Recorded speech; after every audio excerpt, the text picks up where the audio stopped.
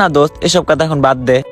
এখন তোর বিয়ে পাসতিছে, এসব রাগারাগি না করে একটু হাসি মুখে থাক। আচ্ছা ঠিক আছে, বাদ দিলাম। এখন শোন, তোকে কিছু কথা বলার ছিল।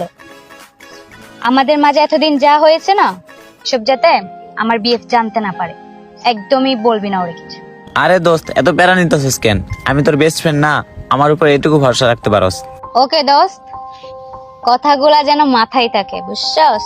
হ্যাঁ বুঝছি, কিন্তু একটা কথা, তোর বয়ফ্রেন্ড পেয়ে যেন আমাকে ভুলে যাস না। একটা কথা মাথায় রাখিস, আমি কিন্তু তোর বেস্ট ফ্রেন্ড। আরে কি বলস দোস্ত, আমি কি তোরে ভুলতে পারি? তুই আমার বেস্ট ফ্রেন্ড না?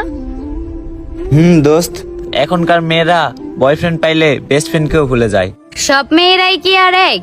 তোর আর আমার বন্ধুত্ব 3 বছর, আর তুই হুট করেই বলে দিলি যে বিএফ পেয়ে বন্ধুত্ব ভুলে যাব। এটা কোনো কথা বললি তুই? আসলে দোস্ত, তারপর আমি তোকে বললাম, আর আমি তোকে কখনো ছেড়ে যাব না, এইটুকু ভরসা আমার উপর